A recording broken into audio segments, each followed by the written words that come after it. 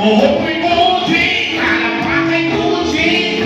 Suot mo'y naman ito, ginagalit. Ay, ito. Kung nakaday, sige lang, itaas sa kilay. Kung nakadahon, kung nakaday, sige lang, itaas sa kilay.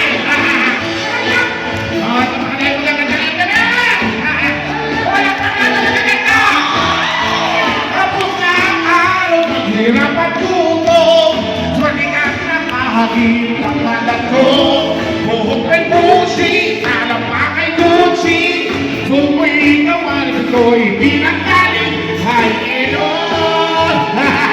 Yeah! Kung nakaday,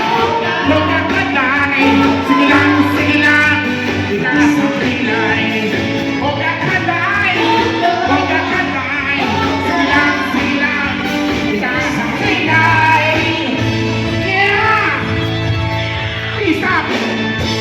Maraming salamat sa ating bata. Siyempre sa inyo lahat. Yeah! Pare pa lang sabay ko. Toto ko na ito. Magandang gabi po sa lahat ng mga guro. Anong mga guro? Ako po ay magpapakilala muna sa inyo. Marahil na papanood nyo na po ako sa aking mga lumang pelikula. Laging ginugol pinipichay ng gagasa. Sa pelikula lang yun. Naka-shades. Kulot ang buhok. Nakaleta na pantalon. Ang buhok, ladies and gentlemen. John Lloyd Cruz. Uwayan niyo pa rin. Ako ba'y mapapanood nyo sa bata kaya po, siyempre ha. Kasama ko po dyan sila Tanggol. At ako talaga po ang nagtakbo kay Bubbles. Kaya nawala yun. At nasa yung nanonood ng Open 24/7 sa Channel 7, kasama ko po Maha Salvador, Dick Soto, si Manalo. Yan, andyan po ako. Sinong nanonood dito lang? Pamilya, Sagrado! Yan! Wala po ako dyan. Nanonood din lang ako. Kaya kasi dito eh. Marami tayong matututugan. At saka, nais ko muna pati, siyempre, ang aking bihira po kung may dulo ng tao. Ang pinagpipili ako bukod sa gwapo, mabait, mabuti, mapagmahal sa bayan. Ikaw na. Mahal na mahal ka namin, Mayor Rosalier. Yeah! At siyempre, sa inyo lahat na naririto. Batch ano po ba ito? Batch ano? Batch 6. Naku, Mayor, may pagtatapat po talaga ako sa inyo. Ako po ay 2 meses hindi nakarating dito. Sa ibang alam niyo po, Ma'am Merkel, napakagandang pa rin. Wala ka kupas-kupas. Mga kasama, nalaman ko ng mga guro naririto. Kaya naman po, ipagtatapat ko na pati sa biyahe. Kaya po kayo nawala ng 2 meses. Ako po ay nag-master. Ako po ay nag-doctorate. At ako po ay nakapasa. Dahil mga teacher na naririto, bibigyan ko kayo ng konting aral lang. Sino dito, dahil August ngayon, sino dito mga teacher ng Pilipino? Filipino teachers. Ayan. Mga Filipino teachers, makinig kayo mabuti. Ibibigay ko sa inyo ang isang formula na pinag-aralan ko. Ako po ay meron sinaunong libro, 98 piraso, 98 volume, ganito makapal ang isa. Minemorize ko po yan sa loob ng 3 linggo. Kaya ito ko nakadating ngayon. Ito po ay tungkol sa mga alamat. Yan. Nakuha ko ang formula ng mga alamat. Sa mga guro, pwede nyo ituro sa inyong estudyante. Kung wala kayong tiwala sa akin, diwag. Bibigyan ko kayo ng sample. Ang alamat ay laging saan nag-uumpisa. Noong araw. Noong unang panahon. Kasama sa formula ko. Ano gusto nyo marinig na alamat? Kaya, Sile. sile! Yan. Sino niya alam ng alamat na sile? Wala! Ako rin. At lahat ng alamat dito sa punto ay may pinagmulan. Ang alamat na sile, kukwento ko muna sa inyo. Ang alamat na sile, noong unang panahon, may mag-asawa hindi mag-anak. Lagi sila sumisimba araw-araw. ligo-ligo upang sila ay manalangin at bigyan ng sakap. Isang araw ang bata, paglalakad nila nakakita ng isang bata sa gubat. Kanila itong nakita, inalagaan, inangking, parang tunay na anak. At ang bata ay lumaki. Ang bata ay lumaki, malaki, may itsura at matalino. Ang bata ay nagpunta sa gubat at nakakita ng isang punong hitik na hitik sa gubat. Siya'y nagtaka. Siya'y pumitas. Kinagat, sabay-sabi, ang anghang, parang sili. Simula noon, tinawag itong sili. Yan ang formula ng alaman. Ma'am, anong prutas ang gusto mong malaman ng alaman? Ano ba? Mangga. Mangga! Ang alaman ng mangga noong unang panahon ay nagsimula sa isang mag-asawa na hindi magkanak. Sila po lagi sumisip ba? Upang sila yung mga lapit lagi sa kanak at isang araw nakakita sila ng bata sa lansangan kanilang kinalagat panalaki. At ang batay naging matalino. At ang batay nagpunta sa gubat nakakita ng maraming bunga. Kaya ito kinuha, kinagat, sabay-sabi, ang asin, parang mangga. Simula noon, tinawag itong mangga. Lahat ng alaman po ay alam ko. Kaya ako ay pasok sa Guinness Book of Record. Oh! Pero ngayong gabi,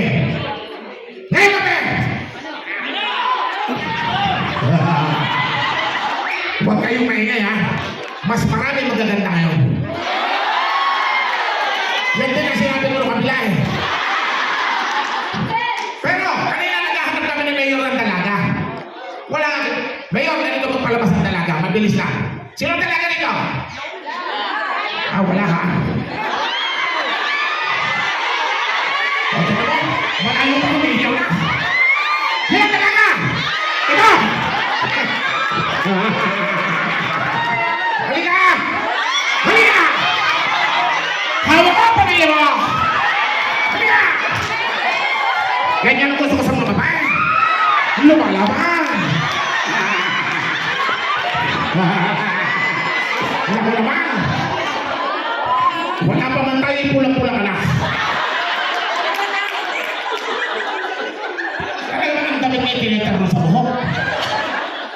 Isa, dalawa. Dala pati pa masahin. Anong pangalan mo? Magandang binibini. Halika! Dapat ako mo. Ako lang to. Anong pangalan? Ted po. Ha? Ted. Ted? Ilang taon na si Ted? 44. Ilang taon ang walang nobyo? Ngayon po. Ngayon! Baka gusto mo maganda ka nito. Ngayon lang? Opo. Sigurado ka? Opo. Huwag mo pagsisinungalingan bago pa lang tayo. Magsakal ko. May tahi ako na. Bago mo pa na ako. Kaya ako nawala. Sayang ang tahi. Ted, Po. may premyo ko dito. Sige po. Wala ka sa asawa sa akin, basta nakapili mo. Kaya kapag Rito, mapanakit itong babae ito. Lumalaban talaga. Sabi nila, ang pera daw, bago natin kuhanin ay... Ano? Ano? Pinaghihirapan. Sige po. Paghirapan mo muna. Aray ko! Aray ko! Tasasan ka ha! Yan. Okay. Ngayon, bago kumakamit ito, anong gusto mo sa lalaki? May bigote wala? Siyempre meron. Yeah! Ang tawag dito, pamburutya. Hindi sa pinto, anong Tagalog ng pang-brush? Burutya. Kaya ito, pamburutya. May pintura. Alam mo, sa totoo lang, kami po mga tatay, naghahanap buhay, bumubuhay sa pamilya, nagsisikap. Isa po sa pinag-aawayan ng mag-asawa, kapag ang isang lalaki umuwi sa kanilang bahay at pagod na pagod, ay hindi pinapansin ng asawa. Tama? Hindi mo lang makatabi. Hindi mo lang makatantay. Tama? Kaya kayo gabi mga kasama, ako'y may inihandang awitin sa inyo. Ito yung awitin ng mga tatay para sa mga nanay. Ang title po nito, Pitong Gatas. Tatawi, iyo. Tatalasan yung pandinig ha. Tawi, iyo.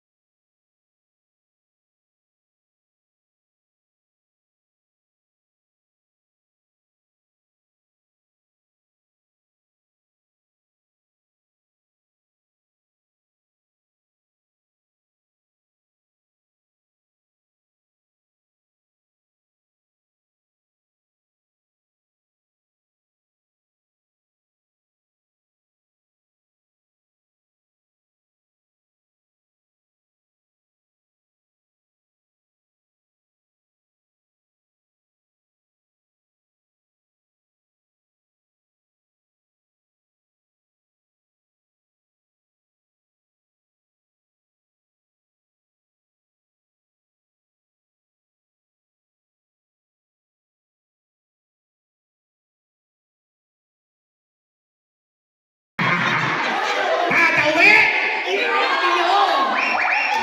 Sweldo po yung binibigay. Sweldo. Huwag yung lagyan ng tea. Oh. Huwag yung lalagyan ng letter T. Delikado kayo mga babae. Okay. Mabalik tayo sa papremyo ha. Alam ko naman yung hinihintay mo. Kung pera talaga to eh. Kumikilfit tayo ko. Okay. Ang pera, pinaghihirapan. Dahil guro ka ma'am, anong subject na tinuturo? English po. English! Come on! Do you know that English is one of my hidden subjects? Gusto ko talaga Pilipino. Gusto ko talaga alamat. Okay. Ito, pag nasagot mo ma'am, sa'yo na to. Paghirapan mo. Paghirapan mo. Paghirapan mo. Okay, anong gusto mo ma'am? Tanong. Madali. Mahirap. Madali siya. Madali. Ito ang pinakamadaling tanong. Math. May isang moral. May 10 babon. May lumuntag na isa. Ang tanong, ilan ang bunga ng kalamansi?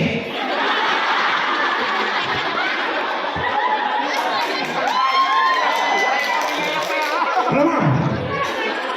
Make it easy. Come on. Ngayon lang ako nakakabawi sa mga teacher. Aray ko. Ilan? Wala talaga. Talihan natin. Much easier. Oh. Yes or no? Yes. Yes. If you read my mind, this is yours. If we, thanks God.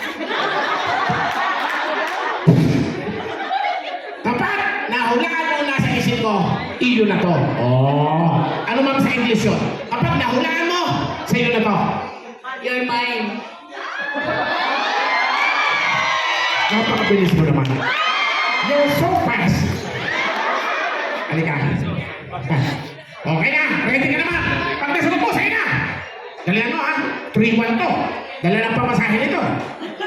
Yes or no? Yes. Naku, no, ang sagot, bawasan natin. Bawasan. Pag mali, pabawasan ang sagot para mag-concentrate. Tingin na sa mata ko. Diretso ang tingin. Yes or no? Naku, yes ang sagot. Hindi mo talaga makuha yung pattern. Sapa, ha? Kakunti na to. Galingan mo ka. Tumingin ka sa mata ko, mahuhulaan mo to. Yes or no? Yes, no. Naku, yes ang sagot. Sayang naman. 3-1 na yun, sayang. Malay mo, madali mo na ito. Yes or no? Yes. Yes! Alam, pakagaling mo naman! Grabe! Mga talino ka talaga man. Pero, titignan ko sa kayo. Ang ganda na lalaki, di ba? Titignan mo. Kapag nahulaan mo, nasa isip ni Mayor, tatagtagan niya yan. Titignan mo! Mata sa mata. Yes or no? Yes. Yes, Mayor! Pakagaling! Bahala ka na! Yan, maraming salamat na punta kay Mayor, ha? Yan. Alright. Ha? Oo. Aba, ikaw na may pag-inkayog pa. Ngayon naman mga kasama.